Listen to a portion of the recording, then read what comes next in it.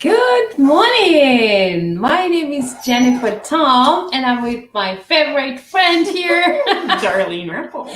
Yes, and we're excited. It's Wednesday. It's coffee Wednesday. time, darling. Oh, with our special mugs. Oh my! Oh, I love it. I love it. We are getting all organized. Last week, Darlene, that was amazing. And sorry, friends, I had some comments that you didn't see our recording, and it had something to do with our StreamYard. Anyway, we had an amazing week. And Darlene, do you want to recap what we talked about last week? Darlene is always so good. We talked about how to find a friend for support and what are the qualities that we're looking for in somebody who will support us, who won't try to fix us or won't try to give us platitudes, or but somebody who will just listen and be present with us. And so we talked about how to find that support person. I loved it. And it was so good. And I shared a story how I had a friend who said something and I just put a wall and I never shared anything with them. So friends out there, just be careful how we respond. Let's be that friend who is not trying to fix, but a friend who listens. And I am so thankful today to have my friend Darlene, who is a good listener, and I tell her all the time, I want to be like you when I grow up. So please, I hope you have one of those friends. So today we are going to start with a quote from our book, When Flowers Aren't Enough. And I love this quote, and it's on the book. It says, gratitude turns what we have into enough and more. It turns denial into acceptance, chaos into order, confusion into clarity. It makes sense of our past, brings peace for today, and creates a vision for tomorrow. Wow. That quote is by Melody Beattie. Isn't that so powerful? Like gratitude, I love gratitude. And today, even as we started with that quote, I'm so thankful to have my friend Darlene, who is a good listener, who is always there. So I hope that you can find some gratitude in today. So Darlene is going to tell us what we're going to talk about today. Woo-hoo. Today we are going to talk about how to create a memory box. So when we look at today, when we even in the present times today, and I know it's happened in the past, but it's an unprecedented time where we aren't allowed to have the huge funerals. We're only allowed 10 people at a funeral. We're not allowed to eat together. We're not allowed to do the things that we used to do to say goodbye.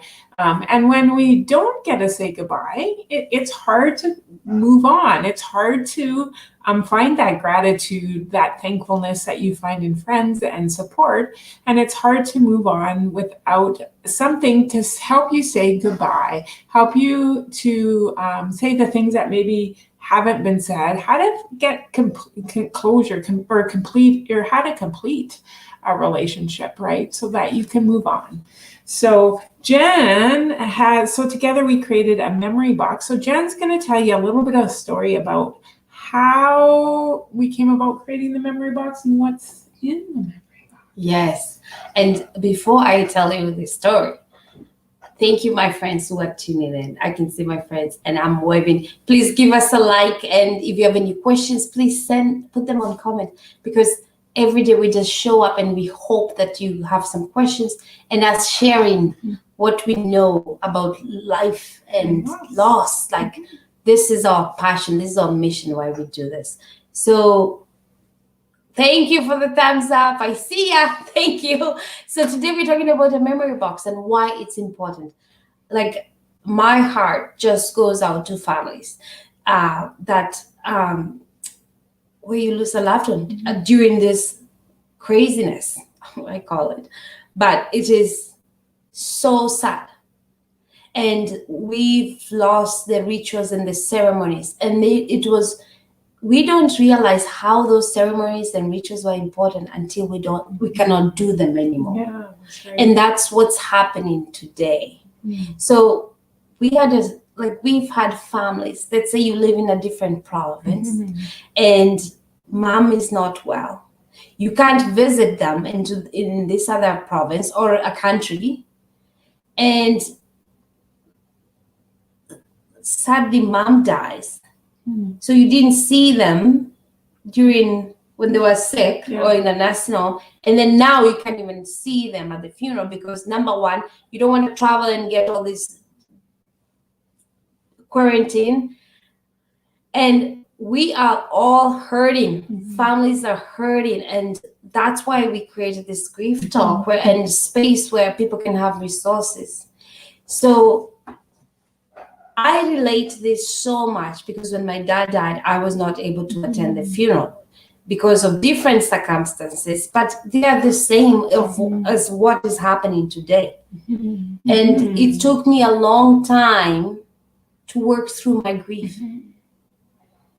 And now that's what's happening with families today. They're not able to have that funeral, to be there.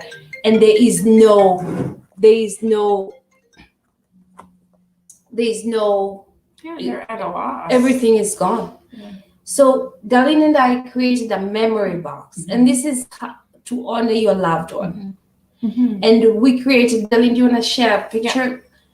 This memory box is so personal, and it's one way to honor your loved one when you cannot be there with family. So we created 5 things to help friends and families. So it's a personalized box, and in the box you collect. Okay, there it is. No, it's not there yet. It's coming. It's coming.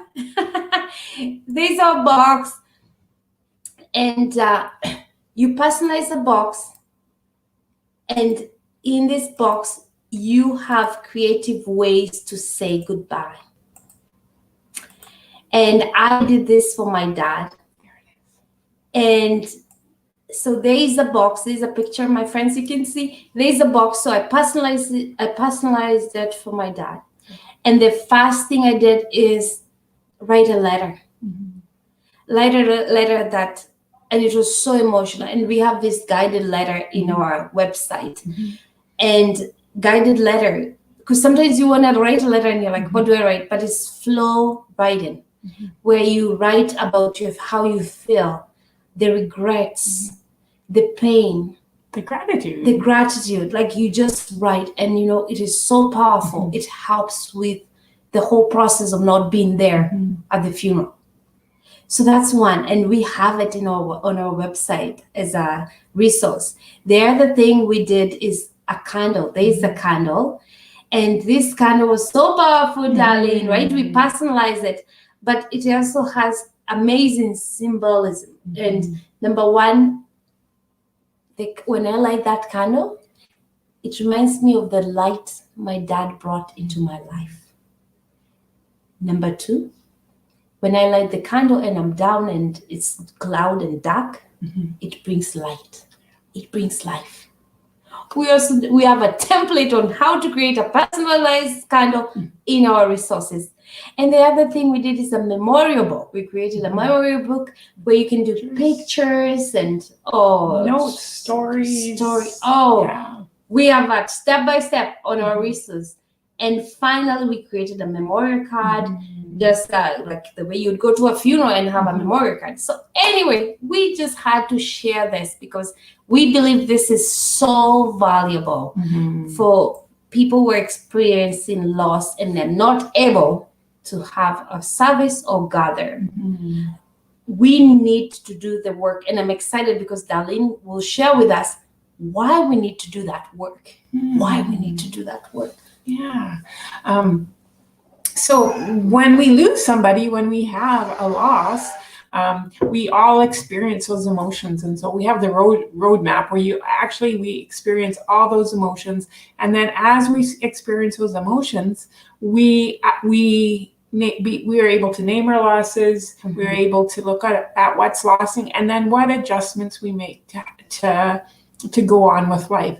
What happens is when we don't process those emotions, so when we avoid them, when we don't have time to process them with friends and family, when we don't have somebody, a support person to talk to, then we almost get stuck, and those emotions kind of get stuck or kept in one spot. And then we don't make good decisions because we haven't processed those emotions. We make quick decisions. We make decisions that help us avoid and just get out of the pain. We make those decisions that often lead us to more pain instead of healthy decisions, which help us grieve, which help us work through the process. So we make good decisions so that we come out coping better, and we can actually move through the pain instead of just avoiding it.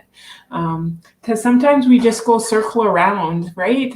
When we make bad decisions, or when we don't make decisions that help us move through the pain, we just keep going around and around, and it never ends. And then we end up avoiding, we end up not wanting to talk about it. We end up getting distracted and just moving on and keeping busy so we don't have to deal with the pain. But once we can deal with that emotions, once we have that support person that can talk to us and listen to us, then we can move through, we can make good decisions, and we can work through our grief so that we move on with connection. And that's part of the memory box, is a good decision on how to move through, right? How to process that pain, how to complete a relationship, how to say those things that you didn't say when they were alive, or you weren't able to say, and help you move on. I love it. Thank you, darling. Always fun, always a joy to share our stories, always a joy to give you nuggets to cope with life. And our time is up. I know I have a friend who said, why do you only have 10 minutes? And I said, we love to put it 10 minutes because we need to get ready for our private group at 1. Please join us. Check out our resources on our website. And until next week, I wish you all the best. And let's remember to just give gratitude in all we do. Thank you. Thank you. Thanks, friends, for joining us.